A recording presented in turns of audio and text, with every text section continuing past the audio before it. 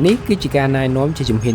ដើម្បីធ្វើ 3D animation នេះមុនដំបូងបំផុតយើងត្រូវ track camera សិនចុចលើ tracker ហើយ track camera ពេលដែលយើង track ចប់ហើយយើងនឹងឃើញ point ទាំងអស់នេះយើង select ម្ដុំណាដែលយើងចង់ឲ្យ product របស់យើងហោះចេញមក right click create solid and camera បន្តមកទៀតយើង select plane របស់យើងឲ្យត្រូវ perspective ហើយដើម្បីយក track data ទាំងអស់នោះពី After Effects ចូលទៅក្នុង Blender ខ្ញុំប្រើ add-on មួយដែលមានឈ្មោះថា Blender AE នៅពេលដែល install add-on នឹងហើយយើងត្រូវចុចអក្សរ N ដើម្បីបើក side panel របស់យើងចុចទៅលើ Blender AE connect to AE use AE Com Center បន្ទាប់មកនៅក្នុង After Effects យើងត្រូវ select យក layer ដែលយើងចង់យកចូលទៅក្នុង Blender ហើយនៅក្នុង Blender វិញយើងត្រូវចុចលើពាក្យថា import layer ពេលនោះយើងនឹងឃើញ layer របស់យើង camera របស់យើង tracking data ទាំងអស់ចូលទៅក្នុង Blender ហើយដោយវីដេអូខ្ញុំបញ្ឈរខ្ញុំត្រូវដូរ resolution របស់វាទៅ 18x1920 វិញដើម្បី add វីដេអូនៅក្នុង background របស់យើងនៅក្នុង camera tab យើងត្រូវចុចលើ add image ហើយរក footage របស់យើងពេលដែលអ្នកទាំងអស់គ្នារកឃើញហើយអ្នកទាំងអស់គ្នា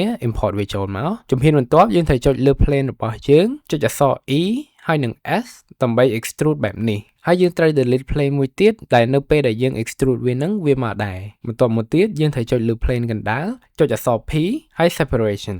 បន្តមកទៀតយើងត្រូវចុចលើ plane ខាងក្រៅរួចចូលទៅក្នុង object tab visibility ហើយ hold out ចុច E ដើម្បី extrude plane កណ្ដាលនឹងម្ដងទៀតប៉ុន្តែលើកនេះយើង extrude ទៅខាងក្រោយម្ដងតមកទៀតយើង add ពន្លឺព្រះអាទិត្យមួយហើយ angle វាឲ្យដូចនឹង footage របស់យើងដោយសារតែ product របស់យើងត្រូវហោះពីលើអាគារអញ្ចឹងយើងត្រូវបង្កើត shadow catcher មួយយើងគ្រាន់តែបង្កើត shape មួយឲ្យដូចអាគារនៅក្នុង object tab ចូល visibility ចុចលើ shadow catcher យើងនឹងទទួលបាន scene មួយដែល ready for this animationដោយសារតែនៅក្នុង animation នេះ product យើងនៅឆ្ងាយយើងមកដល់វាដោយមិនបាច់ detail ពេកទេហើយមុនខ្ញុំ model ខ្ញុំត្រូវ take photo product គ្រប់ជ្រុងនេះគឺជារូបពីមុខចំហៀងកន្លែងបូមហើយនឹងធុងរបស់វាបន្តមកទៀតយើងត្រូវបង្កើត tweet របស់វាយើងគ្រាន់តែបង្កើត plane មួយមកហើយ animate វាឡើងហើយចុះជាការស្រេចហើយយើង append product របស់យើងចូលមករួច animate វាឲ្យហោះចេញមកក្រៅដោយសារតែ product យើងត្រូវហោះពីលើអាគារយើងបានបង្កើត shadow catcher ពីវគ្គមុនដើម្បីឲ្យវាចេញស្រមោលពីលើអាគារនេះបន្តមកទៀតយើងត្រូវ render វាចេញ